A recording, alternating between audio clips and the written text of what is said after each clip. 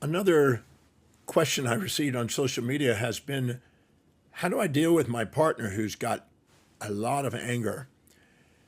And it's something that if it's specific to you and it's not, you don't see this anger towards a lot of other people, I would stop and I would actually learn what I call the Demartini method and find out, go to the moment where and when they're anger and look at what they're actually displaying and demonstrating. Find out where you're doing that in your own life, in your own format, because we typically only judge other people that represent parts of us that we're not really embracing fully, and find out where we're doing the same thing.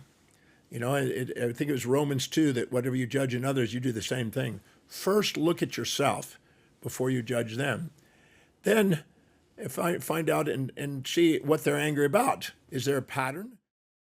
Are there certain things you do that they're pleased with that's letting you know what their values are, and some things that are displeasing and letting you know what their values are? And take a look, because maybe the way you're communicating to them is challenging their values, and you could articulate things maybe in a different manner and get a different response. No one is an angry person. They're a human being. And if they perceive that their values are challenged, they can be mean as a tiger. If their values are supported, they can be nice as a pussycat.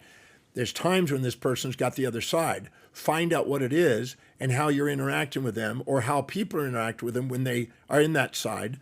And then when they're on the angry side, they obviously have expectations for you or them to live in a certain value system. And when you're challenging that, they're going to be angry. They're unmet expectations. That's what usually leads to anger and aggression.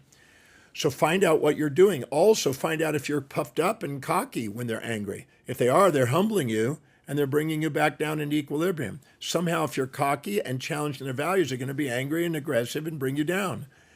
Relationships are going to have both sides: support, challenge, please and displease. That's part of life. Peace and war. It hugs and slugs, as we call it. To expect a one-sided relationship is a bit unrealistic and fantasy.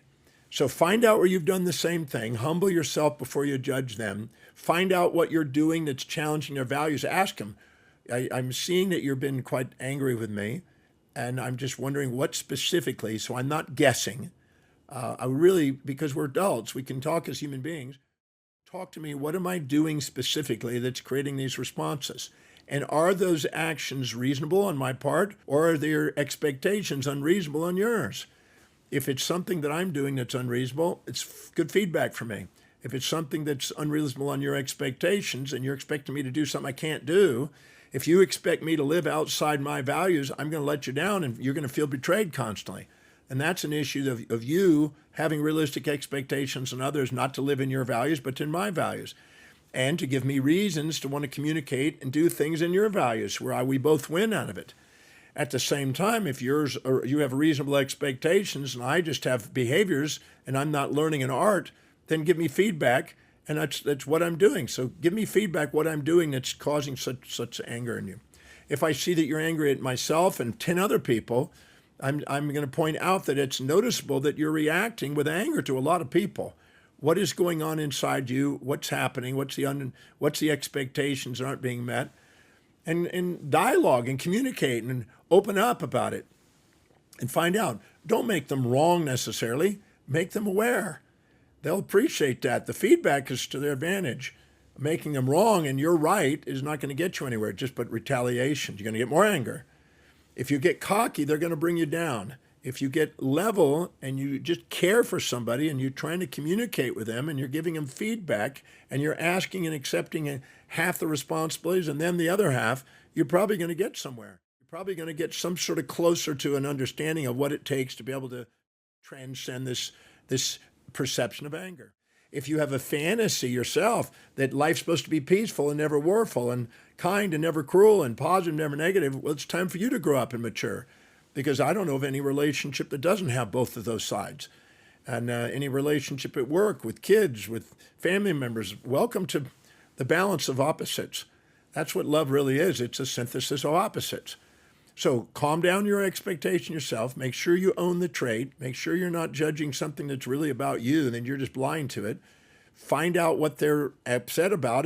Find out if it's something you're doing that's reasonable, that they're expecting reasonably, and you can do something about it, and maybe you can practice the art of communicating and caring about them.